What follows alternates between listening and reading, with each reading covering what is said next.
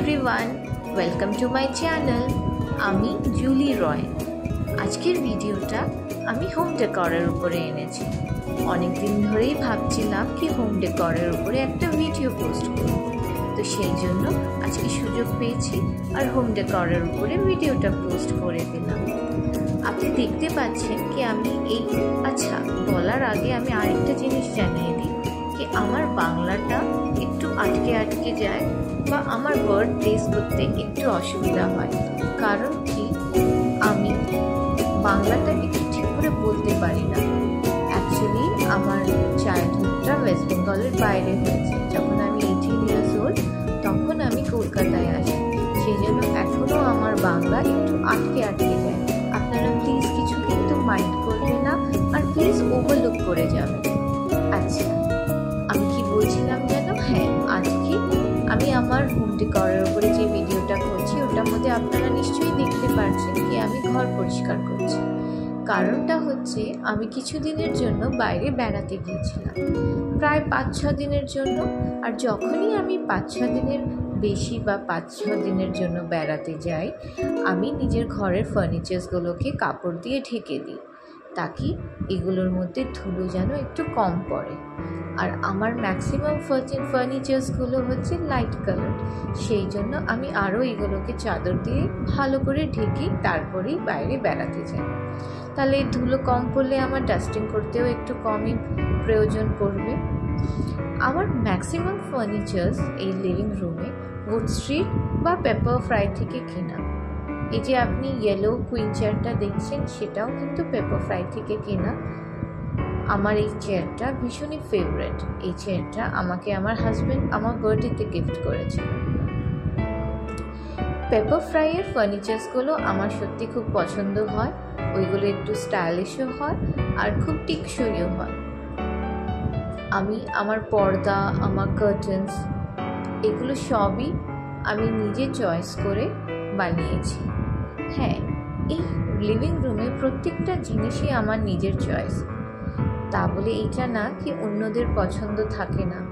অন্যদের পছন্দগুলোকে মাইন্ডে রেখেই আমি সব জিনিস পারচেস করি। এই যে বেঞ্চটা দেখছেন, আমি জানি অনেকে এটাকে সোফা ভাবছে, কিন্তু এটা অ্যাকচুয়ালি একটা বেঞ্চ। এই বেঞ্চটা আমার উড স্ট্রিট থেকে কেনা আর এটা পুরোপুরি কাস্টমাইজড বেঞ্চ। আমি এখানে আপনি যা এই ফ্লোরাল প্রিন্ট যে দেখতে পাচ্ছেন এই বেঞ্চটার উপরে আর কালার, এগুলো সবই আমি নিজের চয়েসে বানিয়েছি। আপনার উড স্ট্রিটে একটা অপশন থাকে কি তৈরি ফার্নিচার্স যদি আপনি চান সেটাও নিতে পারেন, বা আপনার যদি কোনো কালার ডিম্যান্ড থাকে বা অন্য কিছু যেরকম কোনো প্রিন্টের কোনো কিছু চাই, আপনার ওদের কাছে কিছু অপশনস থাকে, সেই দেখে আপনারা নিজের ফার্নিচার্স তৈরি করতে পারেন। তো আমাকে 2-3টে অপশন দেওয়া হয়েছিল, সেটার মধ্যে আমার এই ফ্লোরাল প্রিন্টটা খুব ভালো লেগেছে। তো ওরা পুরোপুরি একদম তৈরি করে বাড়িতে পাঠিয়ে দিয়েছে। একটু সময় ওরা একটু বেশিই নেয়।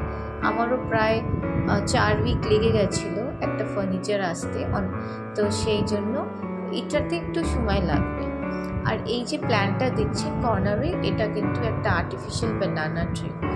আমি চেয়েছিলাম ওখানে একটা ন্যাচারাল প্ল্যান্ট রাখার, বাট ওই কর্নারে আলো যেহেতু প্রপার পৌঁছায় না, সেই জন্য আমি ওখানে আর্টিফিশিয়াল প্ল্যান্টই রেখেছি।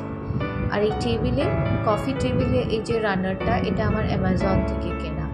ঘরের যত শো পিসেসগুলো আছে ওইগুলো ম্যাক্সিমাম আমার অ্যামাজন থেকে কেনা। ইভেন এই ক্যান্ডেল স্ট্যান্ডটাও।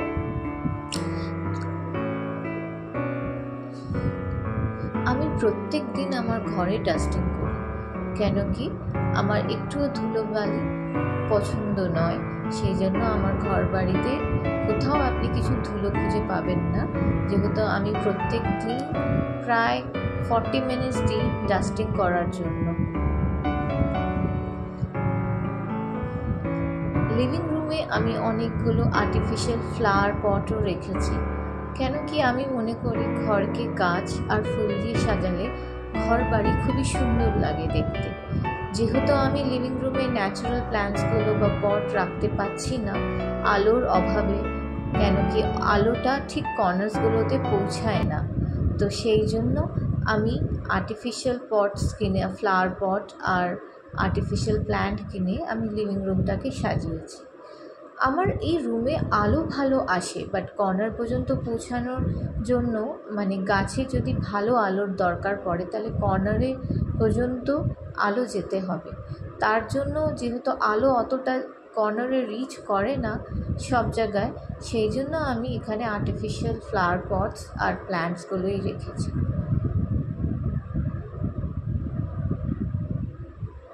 এখন আমার লিভিং রুমটা পুরোপুরি পরিষ্কার হয়ে গেছে আর গোছানো হয়ে গিয়েছে।